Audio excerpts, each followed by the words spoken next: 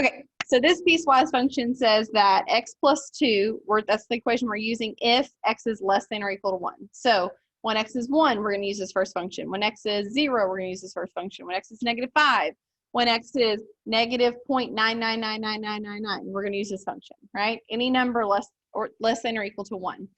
Whenever it's greater than 1, so 2, 3, 5, 100, 1.1, 1.0000001, we're going to use this equation 4, okay? So when I come over here and make my table, we started last time, we said when x is negative 1, I plug it in my top equation. Negative 1 plus 2 is positive 1, and that's how I got that. 0, I plugged it in the top, I got 2. 1, I plugged it in the top, I got 3, right? And so the weird part about this is, where is my function actually equal to 1 at? Where do I plug it in, the top or the bottom equation? The top equation, right? So I'm going to have like a filled in circle right there on my graph, right? Because that's where it's actually equal to 1.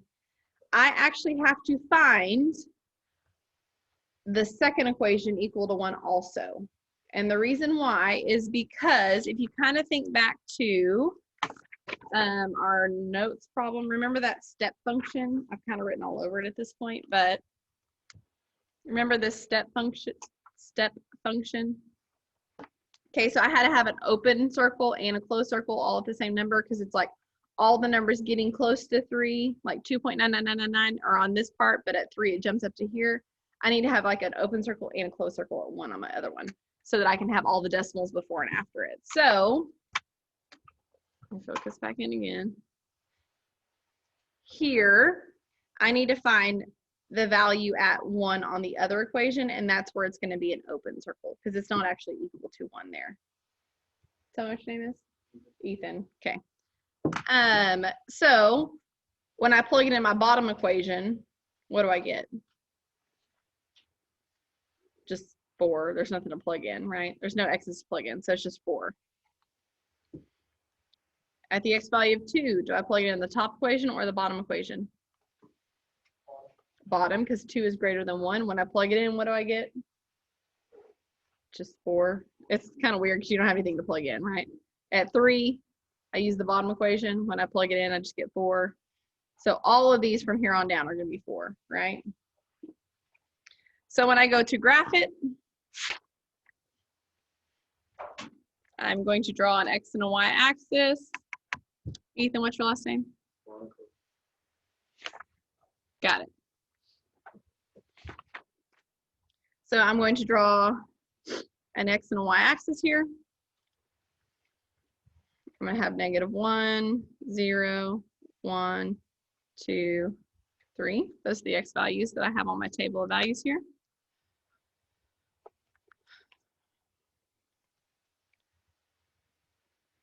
Let's plot the points.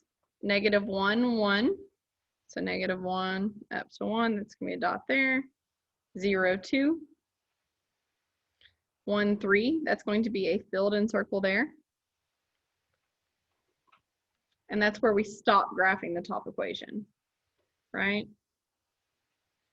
So it's like the domain for the top equation is negative infinity and it stops at 1. So if I was going to connect my dots here, the shape they make is a line, right? But I don't make my line go forever both ways. I only make it go to the left because it's only for values less than or equal to 1 and it stops at 1. Does that make sense?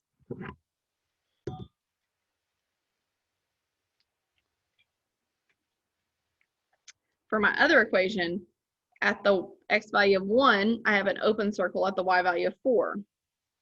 So up above it, I'm going to have an open circle here. And then at 2, it's 4. At 3, it's 4. This is a horizontal line, right? And it's going to the right. So it's going to look like that.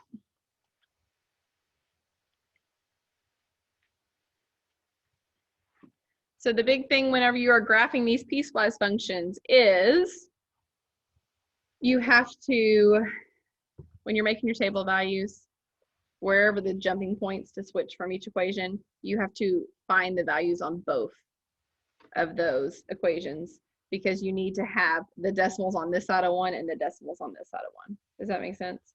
Because if I would have just not done this 4 and I would just would have started at 2, I would have missed infinity points right here in between 1 and 2. Does that make sense? Okay. So that was last time. We didn't quite finish that up. Let me see what else.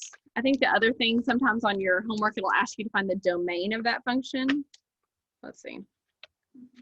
Huh? Or range, not domain. What's the domain of that function? Yeah, negative infinity to positive infinity, right?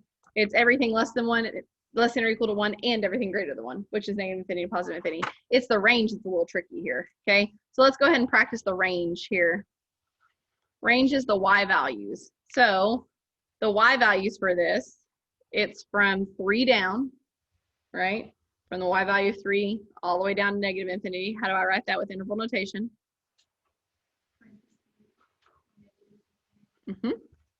To so negative infinity to 3 included. That's that first line right here. So negative infinity, and then it stops at 3. Where else is this? What's the range for this horizontal line right here? It's just one number, and what's the one number? 4. So we do union to show that I'm connecting these two sets, and then if I just want to write one number, you do the little curly brackets, which I'm not very good at, but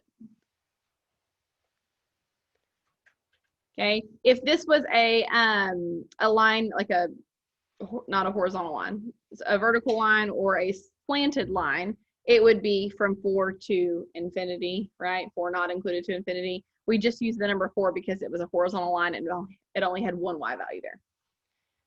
Questions about that? Okay, so the last thing we didn't get to is the difference quotient. And if you are going past this class, this is very important. So I want to make sure that you saw this, the difference quotient.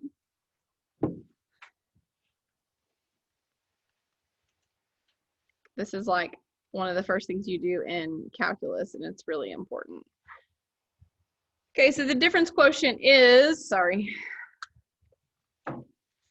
function, or the expression f of x plus h minus f of x over h. So any amount of curve or slant would cause it to go to infinity. Yes, Jacob. Any amount, if I had any amount of slant on this line at all, that would make it go to infinity. If it's just a number here, that's going to be a horizontal line, which is just going to be a number. If it has an x at all in it, that's going to cause it to go to infinity in one direction.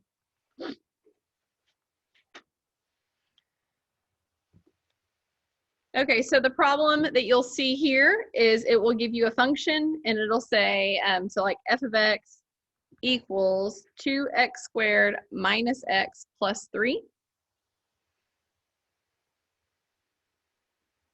And it'll just say find the difference quotient.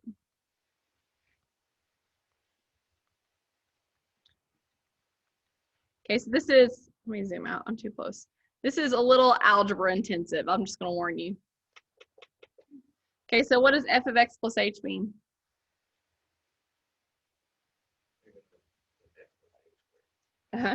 Plug in x plus h everywhere you see x. So I'm just gonna do that part first. So I'm just gonna find f of x plus h first, and I'm gonna work all that out and simplify that first. So that means everywhere you see x, you plug in x plus h. So 2 times x plus h squared minus, plug in x plus h, plus 3.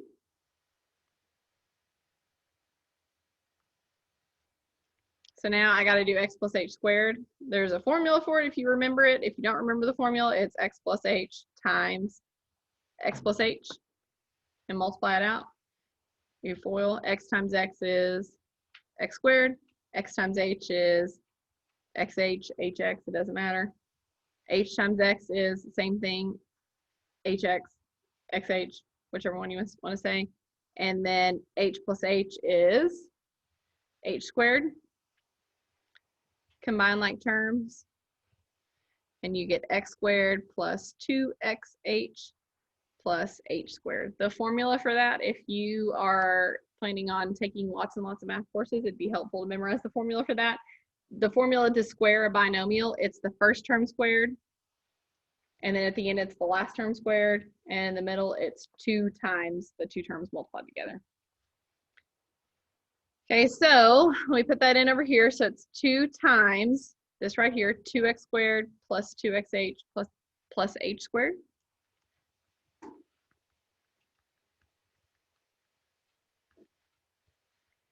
And then let me go ahead and distribute that minus x minus h, right? This is like a -1 I'm distributing in. So minus x minus h plus 3. And then last thing, we need to distribute the 2 and see if we can combine any like terms. So when I distribute the 2, 2 times x squared is 2x squared. 2 times 2xh is 4xh. 2 times h squared is 2h squared.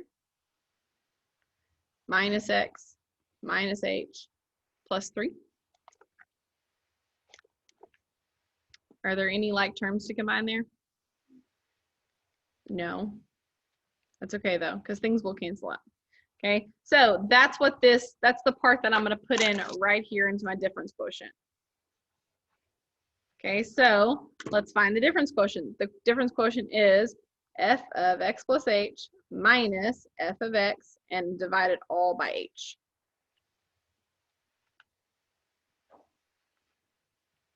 Okay, so when I plug it in, I get 2x squared plus 4xh plus 2h squared minus x minus h plus 3. That's the first thing, the f of x plus h.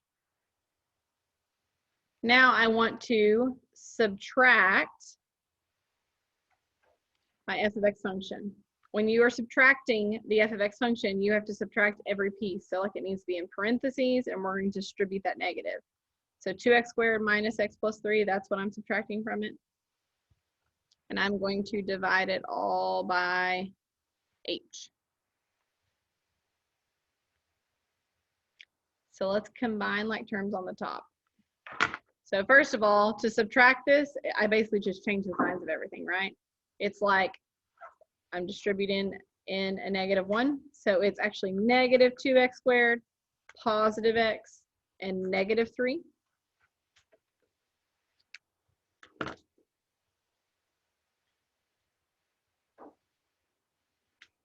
What like terms do I have to combine now on the top of that equation? What is 2x squared minus 2x squared? 0. They cancel out. What about negative x and positive x? Cancel out, 0. And what about positive 3 and negative 3? They cancel out. So what's left on top? 4xh plus 2h squared minus h, and that's all divided by h. Do all of them have an h that you can divide out? So 4xh divided by h is 4x. 2h squared divided by h is 2h. And negative h divided by h, minus 1. And that's your answer. That's your difference quotient.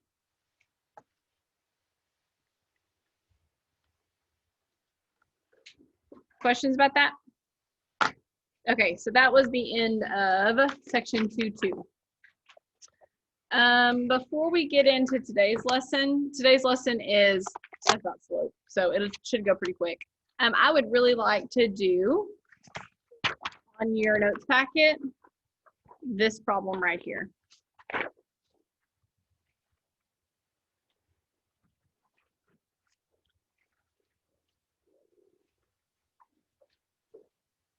This is a problem you're going to see on your first exam because it covers so much material. It's like one problem that tests pretty much everything from section 1 and 2. Okay, so you're given this function. This function is called f of x. It doesn't have an equation. You don't know anything about it except for what you see on the graph. Notice there's arrows on both sides. You may be given a problem that has an arrow on one side and doesn't have an arrow on the other side. So just a heads up. There's no place where there's like open circles here. It's defined everywhere. So let's go through and tell all of these things about it. The thing that makes this problem hard is sometimes we use interval notation to tell the answer. Sometimes we use ordered pairs. Sometimes you write it out. I feel like that's the confusing part, is what do I use to answer this question, essentially. So domain, how do you write domain? Yeah. The left to the right. Yeah, the left to the right, and you use interval notation because it's an interval, right? So domain here, where does it start out on the left? Where does it end out on the right? Yeah, domain, these are the x values. It starts at negative infinity. It ends at positive infinity. So you use interval notation to do that. The range is the y values. Where does it start out on the bottom? Where does it end out on the top? In this case, where does it start out on the bottom? Negative infinity. Where does it end out on the top? 4. Yeah, it goes all the way up to 4. And it is included there because I don't have some kind of open circle showing me it doesn't exist there.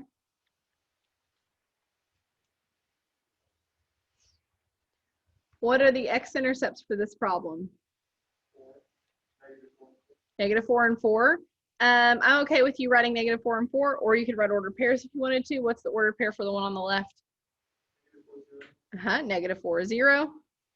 And the one on the right? 4, 0. What's the y-intercept? 0, 1.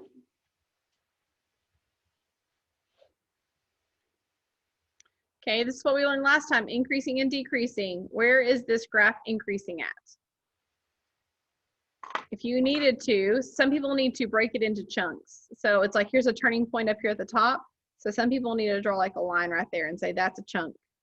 And then it turns again here on the y-axis. It turns here again at x equals 3.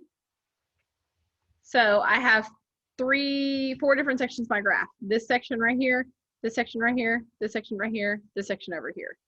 Okay, so which of the sections, let's just say 1, 2, 3, 4, which of the sections are increasing? 1 and 3. And again, if it's kind of confusing sometimes because people say, well, that goes down to the left, but you're reading from left to right.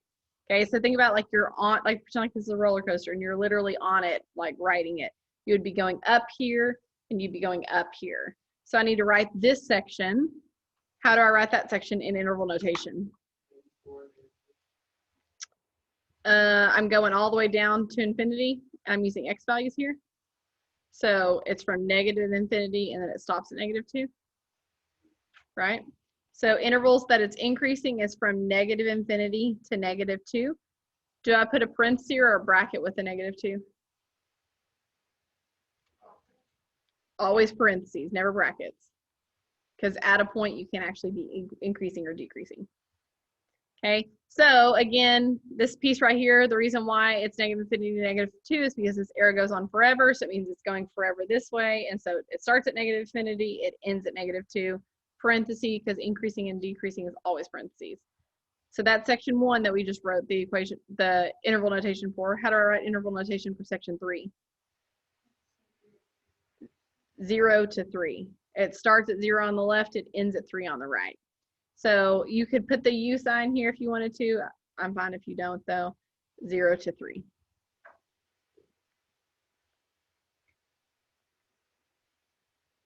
For part F, where is it decreasing? That would be sections 2 and 4. So section 2, what's the interval notation for that? -2 to 0 with parentheses. Union with the other section, it starts at 3 and it goes to infinity. So 3 to infinity.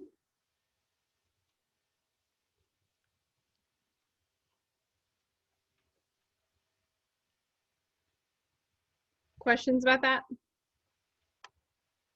Okay, look at G. all values of x. So am I answering what the x is or what the y is here?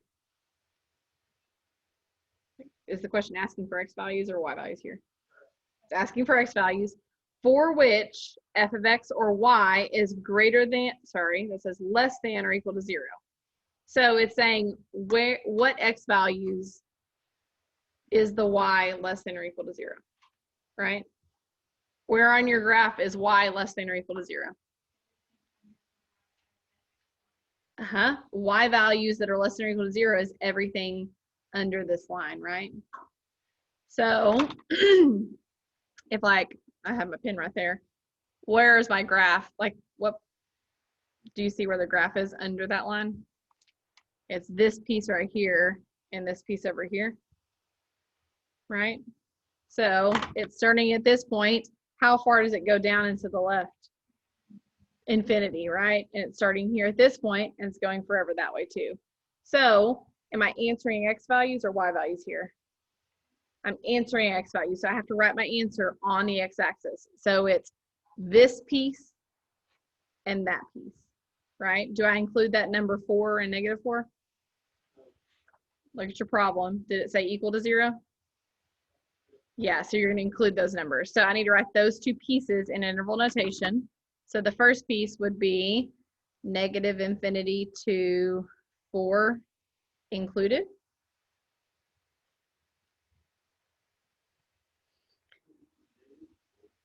Negative 4, thank you. Negative infinity to negative 4 included. And then 4 to infinity.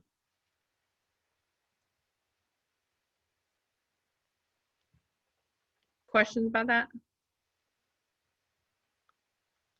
Okay, maximum. The numbers at which f has a relative maximum. So that's asking for x values here. Okay, so remember maximum is when you change from increasing to decreasing. Do I have places that I change from increasing to decreasing? Yeah, I have one right there and one right here.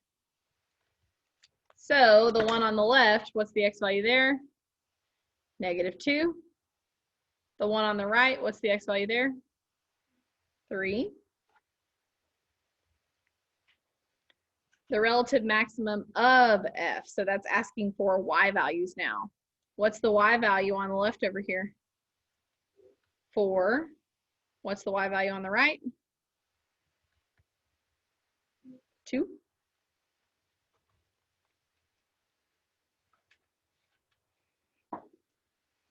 Okay, last couple ones on J. Find f of negative 2. What does that mean? Yeah, when x is negative 2, what does y equal? At the x value of negative 2, the y value is positive 4. The values of x for which f of x equals 0. So it's asking what are the x values when y equals 0? Yeah, we actually already did that, right? Those are x-intercepts. All x-intercepts have a y value of 0. So it's negative 4 and 4.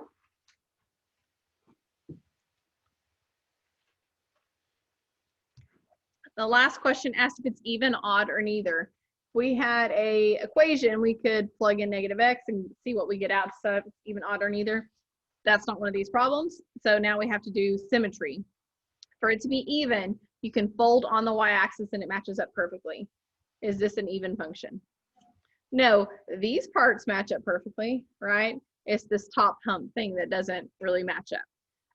For it to be odd, you can fold on the y-axis and then fold on the x-axis and it'll match up perfectly. It's not going to do that either because when I flip this over and flip it down, I'm going to have like a big hump and a little hump.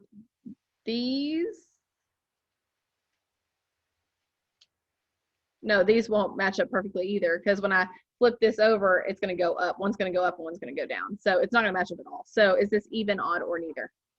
Neither.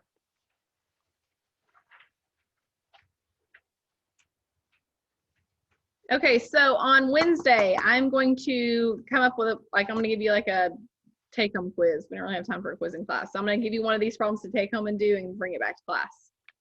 Okay, so plan for that on Wednesday. Okay, so let's get going with section 2.3. So section 2.3, most of this should be review, and this is linear functions.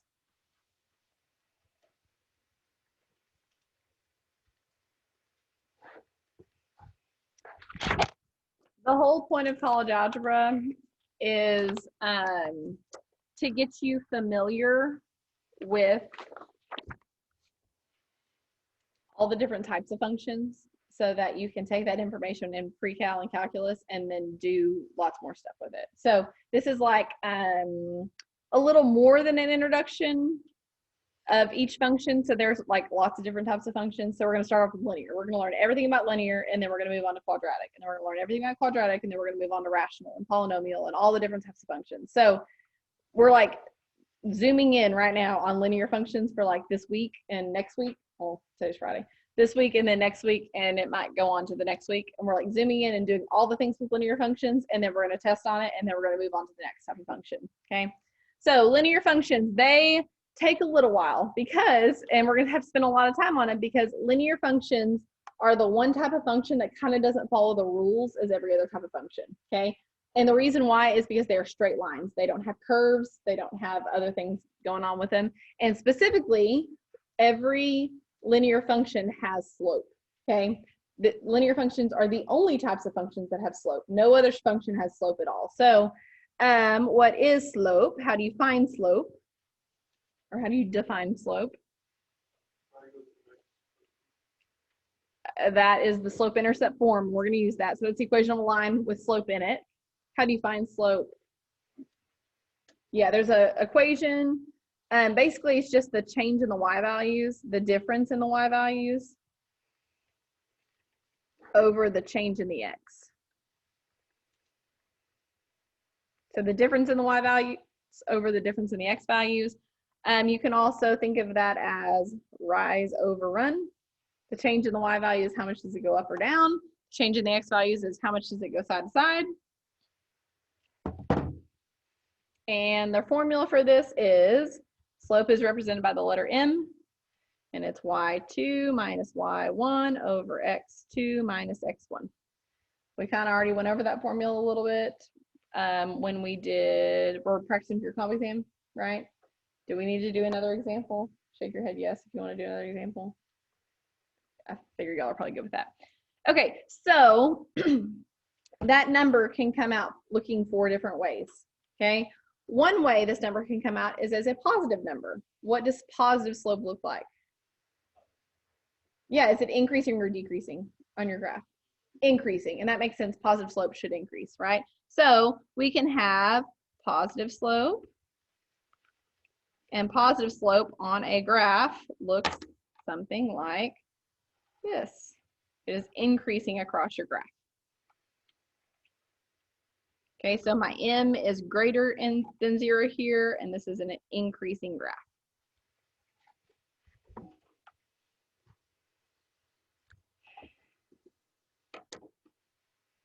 Okay, you can also, that number can come out as a negative number.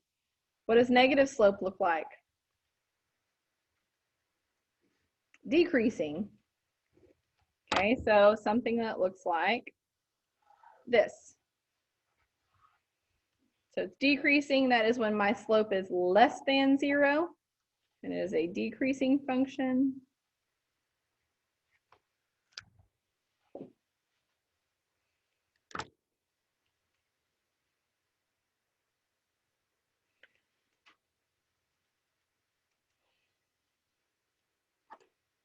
Okay, I have another situation. The first one was greater than 0. The second one was less than 0. What about when it comes out as 0? What about when m, is it vertical or horizontal? It's a horizontal line when m equals 0. Okay, so it's a graph that looks something like this. This is 0 slope. That should kind of make sense. If it's like flat ground, is there any slope to the ground at all? No. And that's not increasing or decreasing. What kind of function is that? Constant. Yeah, because it's not moving up or down. It's staying the same.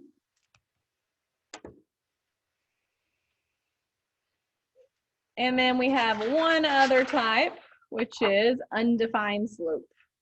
Okay, and what kind of line is undefined slope? A vertical line has undefined slope. Okay, so that is undefined slope. M is undefined here. And we don't, that's not a function, so we don't describe it with anything. Why is that not a function? Exactly, when you do the vertical line test and I draw a vertical line through that, how many times does it touch? Infinity times, right? So it does not pass the vertical line test. It is not a function.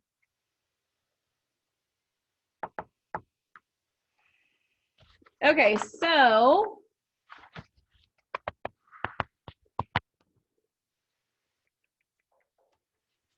some people like to describe with no slope. I'd encourage you not to do that. And honestly, I don't even know which one it is. Is no slope 0 or is no slope undefined? Like it's confusing on which one it is. So if you're defining slope, either say 0 slope or undefined slope. Don't say no slope, okay? Okay, so we have two formulas that we use for linear functions. Adam told us one formula. Isn't that your name? Okay, Adam told us one formula. It's y equals mx plus b.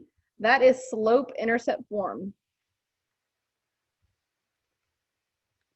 That is a good formula because I can look at that formula or look at an equation in that form and tell exactly what my slope is and tell exactly what my y-intercept is, right? Slope is the number in front of x. The y-intercept is the number by itself. We love this form. We can do so many things with it. The problem is we can't really write equations. We want our equations to end up in this form, but if I want to write an equation, I can't really use this form for it because if I gave you 2 points, there's no place to plug points in here. So we have another form called point slope form. Y minus y1 equals m times x minus x1. That's called point slope form.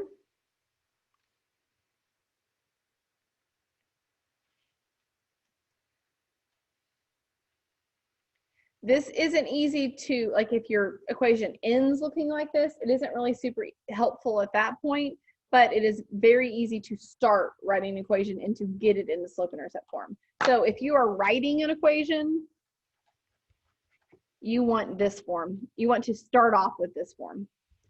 If you are graphing an equation or trying to compare equations, that's when you want the top one. So if we want to graph or to compare, we want it to be in slope-intercept form. 95% of the time, if you're writing an equation though, you're going to start off with point slope form. So let's do one of those. The problem would say, write an equation of a line with slope of 4 and passes through the point -1, 3.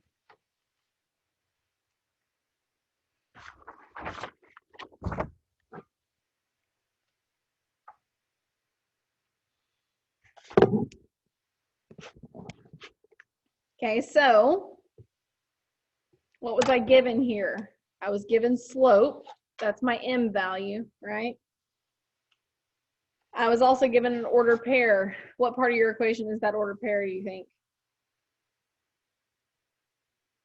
For the point slope form, where would I plug that in at? Yeah, that's the x1 and the y1. They gave me point and a slope. I'm going to use point slope form to write that equation. So y minus, let me write the equation first. Y minus y1 equals m times x minus x1. Let's plug it in. Y minus, what's my y1 value? 3 equals m. What's my m value? 4 times x minus, what's my x1 value? -1. X minus -1. I'm going to add those numbers together. Okay, I want my equation to end up in slope-intercept form, so I'm going to work this out. So let me distribute the 4. into the parentheses. So I get y minus 3 equals 4 times x is 4x. 4 times 1 is 4. How do I solve for y? Add 3. And I get y equals 4x plus 7 is your answer.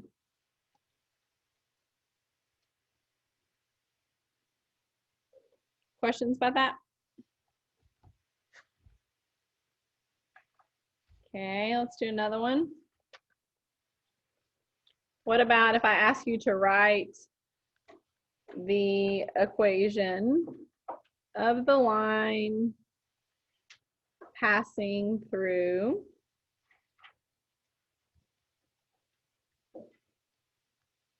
the points 4, -3 and -2, 6.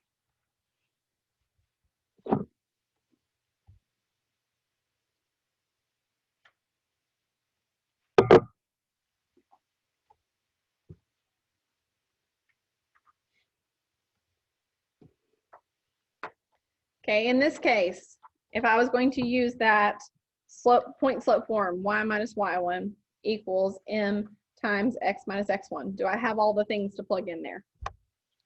I have an x1 and a y1. Do I have the slope? No, so I got to find the slope first. How do you find the slope? Is the y's on top, y2 minus y1 over x2 minus x1? So you have to use the slope formula first, find the slope, and then plug that in over there.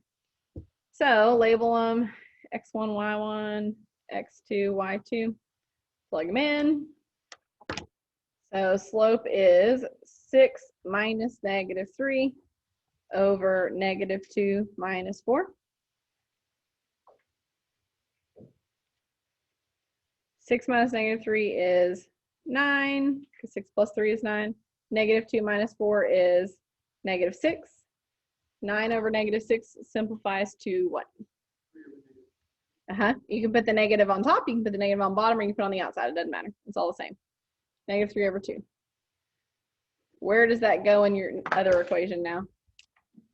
Yeah, we plug that in for m. Does it matter which ordered pair I use for x1 or y1? No, it's the same thing either way. Pick the one that looks easier. It doesn't matter.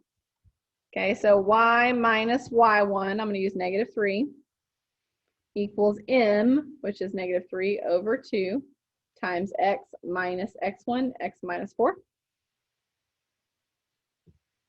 Okay, so y minus -3, I'm going to change that to y plus 3. I need to distribute my -3 halves. Okay, so -3 halves times x is -3 halves x. -3 halves times -4. What's a negative times a negative? Positive. Here, this is like 3 times 4 and then divide by 2. What's 3 times 4? 12. What's 12 divided by 2? 6. So you can use your calculator for that if you need to also. And then how do I solve for y now?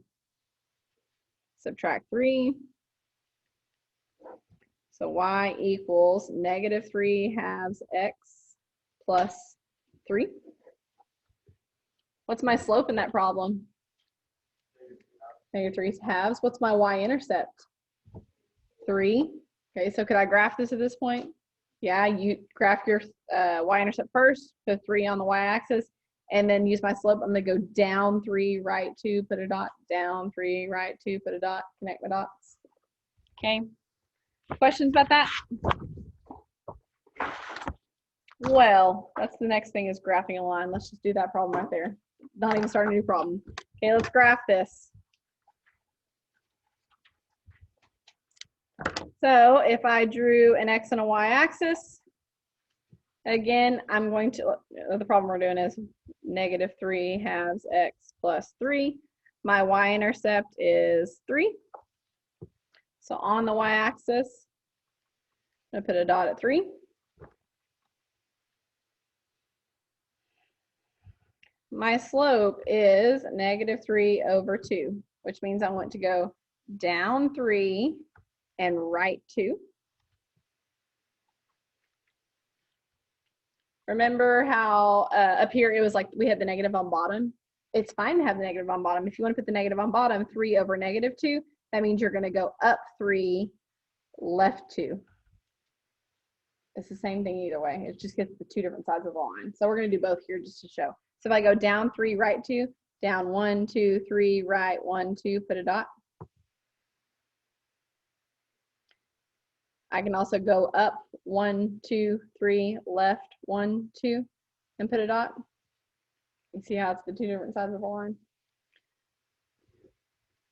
You only need 2 dots to graph a line, so just pick one and just do one. It doesn't matter. I just want to show you can do it both ways.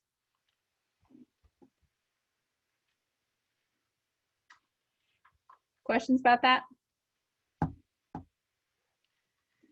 Okay, let's talk about vertical and horizontal lines real fast and we'll stop there. Vertical and horizontal lines can be the trickiest part of linear functions. Okay, so we already talked about the slope. That's the word I'm looking for. The slope of vertical and horizontal lines. What is the slope of a vertical line? Yeah, slope is undefined. What is the slope of a horizontal line? 0. Do you know how to write the equation for a vertical line? Or do you know how to write the equation for a horizontal line? That's the hardest part. For a horizontal line, you can still use our equations. Technically, I could use y equals mx plus b, right?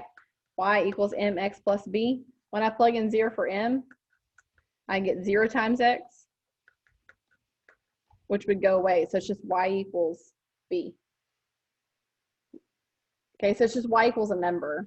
The way you write the equation for a horizontal line is y equals a number. And you can always plug 0 in if you forget that. On the vertical side, though, it doesn't quite work out that way. I can't plug in undefined into an equation because then it's an undefined equation, right? I can't do that. So you just kind of have to memorize the vertical thing. Just a reminder, a horizontal line is a line going this way. And it should make sense if that's the y-intercept. Does it make sense that the equation is y equals that number? Because all the y values have the same number.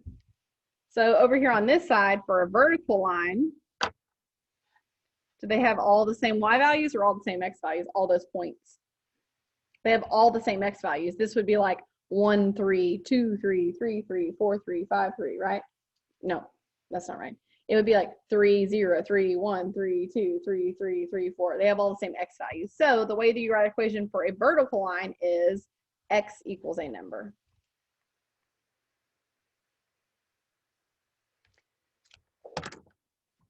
Students, myself included, have the hardest time remembering this information. Which one's undefined, which one's 0, which one's the x equals a number, which one's the y equals number.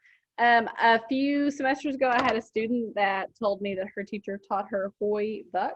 So HOI is the horizontal line one, and VUX, V-U-X, is the vertical one, and it tells you everything you need to know about lines. Here, vertical, what do you think the V stands for? Vertical, to tell you it's the vertical line one. What do you think the U stands for? Undefined slope. What do you think the X stands for? How to write the equation of it? It's x equals some number. The HOI, H stands for horizontal. What does the O stand for? Slope is 0. And the Y is how to write your equation. Y equals a number.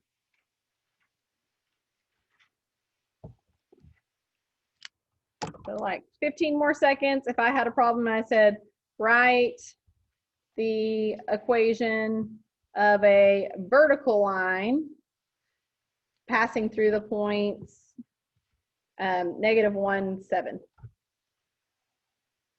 Vertical line. How do you write the equation of a vertical line?